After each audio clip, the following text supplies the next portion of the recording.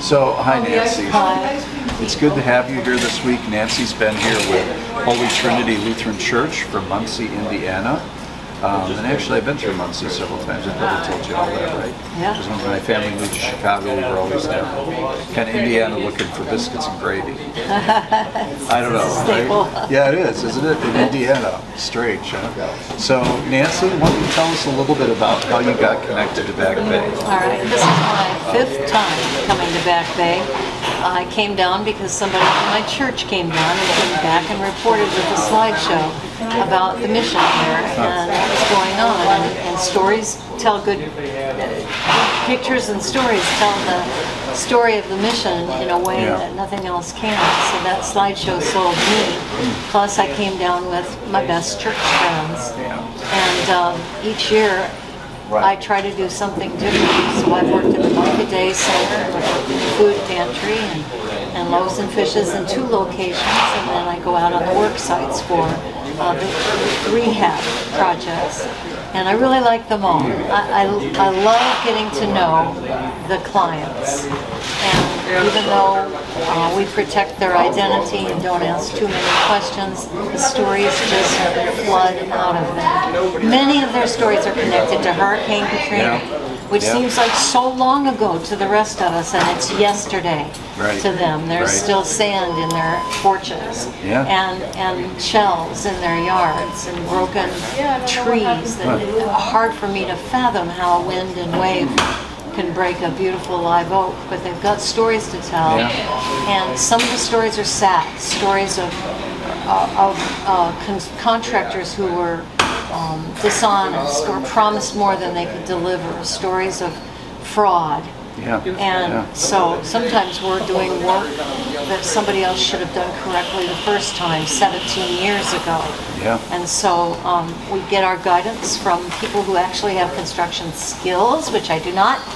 And I follow the leader in whether it's painting or yesterday I helped put a little shack around a water heater. And I didn't know that Southerners kept water heaters outdoors. Many of us do. They're indoors. But that's what we did yesterday at a client's house, and she was so appreciative. But I can see how they are distrusting of authority. If after Katrina, contractors or fraudsters swept in and said, "I'll fix your roof for only $10,000," and they didn't have a roof, then they would sign on the dotted line and give their life savings to get their roof fixed. And you're right. It's interesting because when I moved down here, moving from Phoenix, they also put their water heaters outside in Phoenix because it's so hot. You know, it actually is better, right? And up north where it's cold, you put your water heater in your house somewhere, right? In fact, here my washer and dryer is outside. My washer and dryer was outside in Phoenix, in a little kind of built thing, right? Because that's what they do. I think that's interesting. You mentioned that. We talked about it a little before. Is how so much is pre and post Katrina, and still there's damage, right? From Katrina, and people aren't always that trusting if they feel like they're taken advantage of. And that's the beautiful thing with volunteers that come down here, is you gain the trust of the individuals. You kind of are just doing the work, right? You're not asking for any money. There's no issues around that, and you build that trust over time. And I understand that the individual that you're working at her home, she gave you lunch yesterday. Is that right? She did. That was her way of saying thank you. So she went to Popeyes and bought a whole lot of good food. And she wanted to bless us in that way.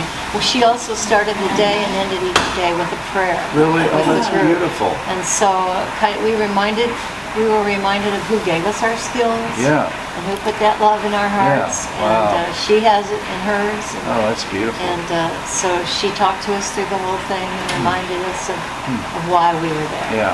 And what was your previous occupation? What did you do for your life's work? I'm a longtime professor at Ball State University, now retired. So, what did you teach at Ball State? Telecommunications. Oh, really? Oh, wow. So, but now I paint, Yeah. or I sew. I work we have Afghan refugees in our town, 100 now, Wow. 28 families. Yeah. And I started a sewing circle because the ladies in Afghanistan already sewed, they just didn't have electricity. Yeah. So now we're giving them new machines. Every woman who comes Really? gets a new machine. And then we teach them how to use the sewing machine, and they are making garments faster than I could. Wow, So that's beautiful. it's a beautiful. And they use that for their social time too, Oh, yeah. because all the men work. There's lots of jobs in Muncie, Indiana, so the Afghans move there, and they all get jobs immediately, leaving the women at home alone, speaking Pashto, and no one to talk to. So the sewing circle gives them people to talk to in their own language. So they come together with their machines, right? Yeah, Their sewing they machines. lug their machines to our church fellowship hall, and sew, but mostly talk and drink tea. Wow, that's beautiful. Yeah, it is. Huh. So telecommunications. Yes, it's really radio, television, film. I was Yeah. a documentary filmmaker. Kevin, she was a documentary filmmaker. Wow, that's kind of wow. That's interesting. I'm sure I can learn from her though. She knows probably more than she's forgotten more than I know. Are you done I'm just videoing? thinking, right? She's probably. But we're still yeah. filming right now. So I think that's exciting. You know, what a wonderful career, and that's changed a lot, right? Oh, it has. In the time I taught there, it went from analog to digital. So Right. we were cutting tape with a white marker and a razor blade. Wow. And now there's no tape, so things changed a lot. Did you go to Ball State? No, well, I have an MBA from Yeah. Ball State, but I went to the University of Illinois in Champaign, Urbana. Oh yeah, yeah. Oh, that's great. Good universities, good little university towns. It is. Kind of in the middle of cornfields, right? It is. Yeah. It's a Big Ten university, though. Yeah. It's an ag school, so Yeah. there's a lot of research that goes on there. Huh, that's fascinating. Was your undergrad also in media? No, it was in speech, and I had a career also in teaching high school English, speech, newspaper, In Muncie? drama. No, in Illinois, three In high Illinois. schools Oh wow. in Illinois. And then you moved to. I moved with a radio group. I was in a radio group and moved with a radio station to Muncie, Indiana. And then I married and had a child and changed careers and got into the university. Huh. 31 and a half years later, retired. So what type of radio? What I was in the country genre? western. Country and western. Huh? Yeah, radio. Yeah, mostly in sales, though, Yeah. business management. Okay. That's kind of my music of choice. I love country western. You know, down here, I bet there's a lot of that. There is, right? There is, yeah. And actually a lot of country and western artists that come here on the coast. Concerts in Coliseum, concerts at our casinos. So yeah. Well, I really appreciate your time. What's most life-giving for you about coming down here? I love the interaction with the clients themselves. We helped a man 2 or 3 years ago who might have been considered a hoarder. Now, he didn't use that word, and if we used it, we said it quietly. But we were trying to show him that a peaceful dining room, for example, makes for better health and better, where if your table is totally covered and you have to eat in front of your television out of a container, that's not a peaceful meal. He had 3 teenagers that were his grandchildren that he was raising. Oh, wow. This is before COVID. Yeah. We were in his home every day. And it was my job, rather than cleaning, it was my job to sit with him, hold up the Ken doll, saying, "Now, do you really want to keep this Ken doll? Does it mean anything to you?" Kind of the Marie Kondo way of cleaning. And he would say, "Yes, my deceased wife gave me that Ken doll." And so we'd say, "Okay, we'll put that in the closet." And then we'd reach a swan, a ceramic swan, and hold it out. "Now, how do you feel about this ceramic swan?" "Oh, I don't like that. You can get rid of that." And we made a big pile of what we could get rid of, give away or throw away. Huh. And then he kept many of his things. And at the end of our week, we cleared 2 or 3 of his rooms so that they were peaceful and clean. And it made such a difference. And the teenagers would come home from school and go, "Wow, look at this," because they'd never sat together at a table. Wow. Yeah. So was the rest of the team doing work on the home? They were working hard, taking layers of grease off the kitchen ceiling and, Oh my gosh. hauling junk out the back. And it was my job to keep that man happy because a hoarder doesn't want to get rid of things. Right, They want to keep right, them. That's their right. wealth. Yeah. And so we had to, in order to make any progress at all. It was Wow. a fascinating experience. Well, that's a beautiful story. And, I've talked with some of our staff here too about people who live in poverty, how important things can be to people who grew up or live in poverty, that everything has a significance. It's hard to let go of things because you didn't have and now you have. And even with our homeless folks, because many of our homeless or unsheltered people, they may have a cart, right? Or a couple of carts full of items.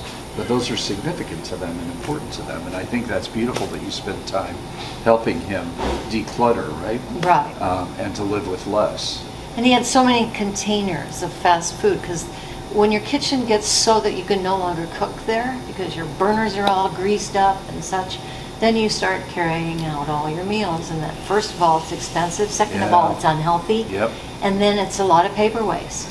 And he had stacks of cartons, just old, Wow. greasy cartons that he had saved because he thought he could have use for them later. So Wow. it was an experience for all of us, but he was such a wonderful man. I got my picture taken Wow, with that's beautiful. How long ago was that? Was that your first trip here? Or? him. It was my second trip here, definitely before COVID. COVID changed everything. Yeah, it did. And so we had one-on-one, real close experience. And he was in a wheelchair. So he sat in his living room like the king of his house. It was sort of sweet. And he ruled while we did the work around him. And we went to him and said, this Afghan, how do you feel about this Afghan? Well, it has a big hole in it. I just want to tell you, there's a really big hole in it. And I don't think we can repair it. And he'd say, no, it can go.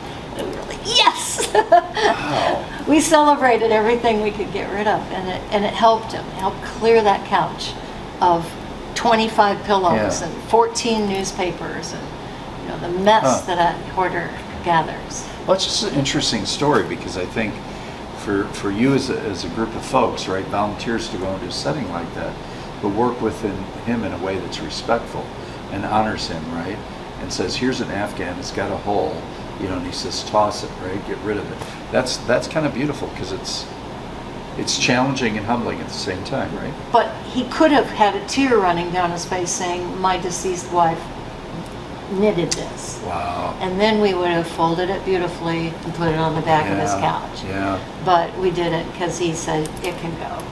And so it took a long time. Every little Ken and Barbie that he collected got the review. But we did respect him. We put him in the center of the room in his wheelchair. And he was a Ken and Barbie collector? Yeah, he collected superheroes and Ken and Barbie Really? and things Oh my like goodness. that. Action figures in boxes, some of them. But a lot had flooded, not from Katrina, but from a hole in his roof. Oh, wow. And you folks were there to repair the roof? Yeah. There was a busy beehive of workers around this gentleman. Wow. Well, that's beautiful. And it is, one life touched, right? And it kind of ripples out. Well, he had Many 3 lives are teenagers. touched. That's Yeah. an important thing. He had 3 teenagers watching us and distrusting us at first. Why are you in my bedroom? And you guys going to be here after school? Because they wanted us gone. Right. It's embarrassing. Right. Especially in a racial feeling, a situation of, why are all these white people from the north cleaning my house? And there's some embarrassment there. Right, But right. we tried to show so much love and told the teenagers, we're not messing with your stuff. Yeah. Don't worry. Oh, that's And we beautiful. Because their stuff's their stuff as well. Right. Oh, that's wonderful. So thank you so much for coming down here 5 years, right? Yeah, 5 times. And for being a part of this, and a part of a really a movement in a sense to really touch lives and hearts and change people's lives and hearts. It's really critical. And in that process, we're changed. Yeah. Which I can definitely see. And thank you for your years of teaching in high schools and teaching in college and educating, because we know education is an incredible path too. There's one other thing I want to say. Yeah. My husband was buried a week ago. So I had already registered to come down here, and then I canceled because he was really sick. And after the funeral, my best friend said, Nancy, you got to go. And I said, oh, no, it's too soon to go anywhere. And I said, no, Nancy, you know the routine. You know who's down there. You know what you're going to be doing down there. It'll be okay. And it was. It was great. So what was that like then, being here right after your husband passed. I Was had it- my moments Yeah. of sadness, but mostly I put in my journal that when I was serving chicken dinner, with loaves and fishes a couple days ago, I totally forgot that I was a new mourning widow, that instead I was talking to the guy who was serving chicken with me, and I said something about last year because I was down here during COVID. And he said, oh, well, I was in jail last year at this time. And that's a very good experience for me to be Right. working side by side with people whose lives are a lot harder than mine. Right. Wow. Wow. Well, thank you for sharing that. You're welcome. I think it says a lot about your heart. It says a lot about the community, Holy Trinity, that you're here with, right? I thank my friends who said I could do it. Yeah. Because I thought, oh, too soon. Right, right. Wow. Well, I hope that was healing. It was. I'm glad I came. And like you said, some moments where you said, wow, his life is more difficult than mine. I'm really grateful. And that you share that gratitude with others. That's kind of means about. So thank you. So we'll be praying for you, Nancy. Thank you very much. As you go back and as you continue to mourn the loss of the partner. How long were you married? 40 years. 40 years? 40 years. Wow. Yeah. What a gift, huh? Yeah. And It's a wonderful what marriage. was his life's work? He was a journalist, A journalist. as well, yeah. Wow. So, newspaper man. Wow. Must have been a lot of good stuff in that. Yeah, he was a funny guy. He did a lot of stories. He was going to come down here and the year COVID closed. Oh, so yeah. You had no volunteers. Right, right. Yeah, nil. That year, nothing. Yeah. And then you folks were here last year. Yeah. Right? Yeah, we were very protective and nobody got sick and we tried not to pass anything on to anybody else. Yeah. And so you come back this year and it's like... It's better, but we're still cleaning a lot. Yeah, Still right. being careful, Yep. still wearing a mask Yep. sometimes. Oh, yeah, yeah. Well, thank you again, Nancy, for your time. You're welcome. Thanks for interviewing me. Oh, yeah, we ask God's blessings on you, and thank you for just being who you are. All right.